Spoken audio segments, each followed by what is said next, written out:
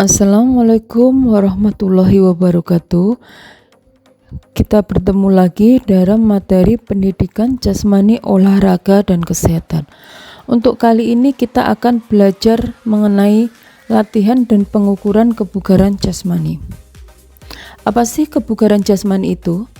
Kebugaran jasmani adalah kemampuan seseorang dalam melakukan kegiatan sehari-hari tanpa mengalami kelelahan yang berlebih dan masih memiliki cadangan tenaga untuk melakukan kegiatan yang lain.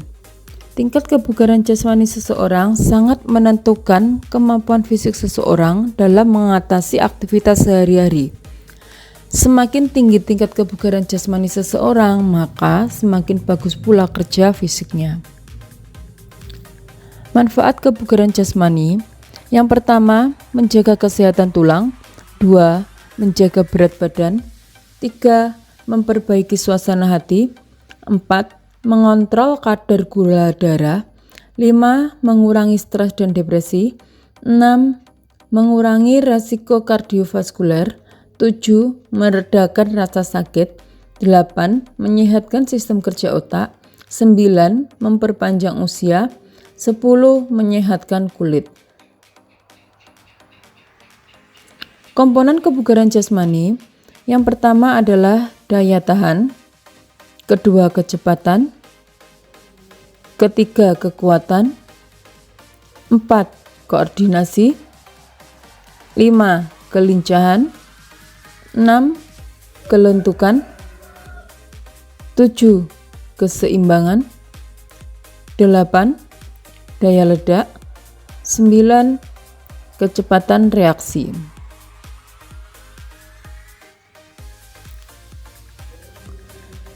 Sekarang kita akan mempelajari tentang pengertian dan bentuk latihan komponen kebugaran jasmani. Daya tahan. Daya tahan adalah kemampuan seseorang mempertahankan sistem jantung, paru-paru, dan peredaran darah secara efektif dan efisien untuk menjalankan kerja secara terus-menerus dalam waktu yang cukup lama. Daya tahan dibagi menjadi dua, yaitu daya tahan otot dan daya tahan kardiovaskuler. Daya tahan otot dapat dilatih dengan cara push up, sit up, pull up, dan back up. Daya tahan kardiovaskuler dapat dilatih dengan cara jogging, bersepeda, lari, dan fartlek. Fartlek sendiri adalah sistem latihan daya tahan untuk membangun, mengembalikan, atau memelihara kondisi tubuh seseorang. Fartlek dilakukan di alam terbuka dengan berbagai medan seperti bukit, tanah pasir, semak belukar, tanah rumput, dan tanah lembek. Kekuatan. Kekuatan adalah suatu kemampuan otot dalam melawan beban yang sedang dipikul oleh tubuh. Unsur kekuatan ini juga dapat disebut dengan muscle strength. Kekuatan otot ini juga dapat berhubungan dengan daya tahan otot atau muscle endurance. Ketahanan otot adalah kemampuan otot dalam menahan kontraksi dengan beban ringan secara terus-menerus. Kekuatan otot dapat dilatih dengan cara push up, sit up, back up, dan pull up. Kecepatan. Kecepatan adalah kemampuan tubuh untuk melakukan pergerakan dari satu tempat ke tempat yang lain secara cepat.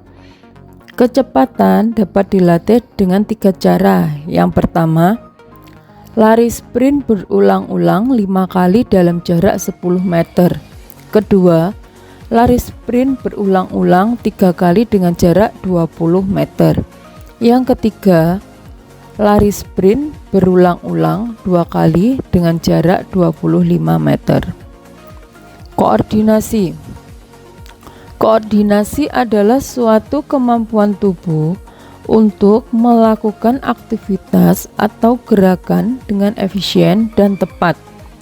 Seorang yang memiliki koordinasi yang baik, maka kerjasama yang dilakukan tubuh juga akan baik. Konsentrasi juga dapat dilakukan dengan mudah meski sambil menggerakkan tubuh secara bergantian.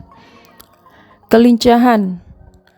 Kelincahan merupakan kemampuan seseorang dalam menyesuaikan diri dengan posisi tubuh, seperti dari depan ke belakang atau dari kiri ke kanan.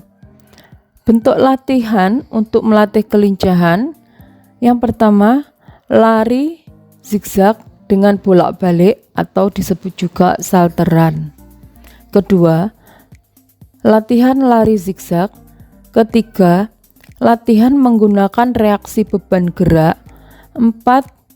Latihan dengan jongkok berdiri atau squat thrust. 5. Latihan dengan lompat tangga. 6.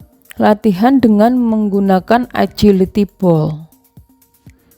Kelentukan atau disebut kelenturan: kemampuan untuk menggerakkan persendian dengan maksimal guna untuk mengurangi resiko cedera, disebut dengan daya lentur atau fleksibilitas. Untuk melatih kelenturan, kita bisa menggunakan latihan yang pertama, mencium lutut, gerakan kayang, menirukan gerakan lilin. Keseimbangan. Keseimbangan adalah di mana posisi tubuh akan tetap tegap berdiri, tidak jatuh saat sedang melakukan gerakan fisik. Memiliki keseimbangan tubuh yang baik dapat meminimalkan resiko untuk jatuh dan cedera. Keseimbangan dapat dilatih dengan cara berdiri dengan satu kaki, gerakan pesawat terbang, dan berjalan di atas balok titian. Daya ledak. Daya ledak merupakan gabungan dari kekuatan dan kecepatan, di mana tubuh dapat bergerak dengan cepat dan juga memiliki otot yang kuat untuk melawan beban yang dipikul oleh tubuh. Artinya, tubuh kita dapat bergerak cepat dan membawa beban berat sekaligus. Untuk melatih daya ledak, kita bisa melakukan bentuk latihan dengan beban luar, contoh mengangkat barbel. Bentuk latihan dengan beban dalam, contoh lompat jongkok, lompat menggunakan satu kaki secara bergantian.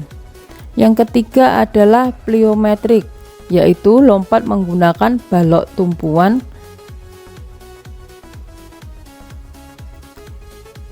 Tes kebugaran jasmani Indonesia. Tingkat kebugaran jasmani seseorang dapat diketahui melalui tes dan pengukuran kebugaran jasmani. Tujuan rangkaian tes kebugaran jasmani adalah mengetahui derajat kebugaran jasmani siswa, putra dan putri. Untuk mengetahui derajat kebugaran jasmani pelajar tingkat SMA, SMK menggunakan tes kebugaran jasmani Indonesia. Antara tes kebugaran jasmani putra dan putri tidak sama. Tes kebugaran jasmani putra yaitu lari 60 meter, yang kedua gantung angkat tubuh atau bisa disebut pull up, yang ketiga baring duduk atau sit up, yang keempat loncat tegak atau vertical jump, yang terakhir adalah lari 1200 meter. Sedangkan untuk putri, yang pertama lari 60 meter, 2 gantung angkat tubuh atau pull up, 3 baring duduk atau sit up, 4 loncat tegak atau vertical jump, 5 lari 1000 meter. Baiklah, terima kasih. Semoga materi ini bermanfaat dan saya akhiri. Wassalamualaikum warahmatullahi wabarakatuh.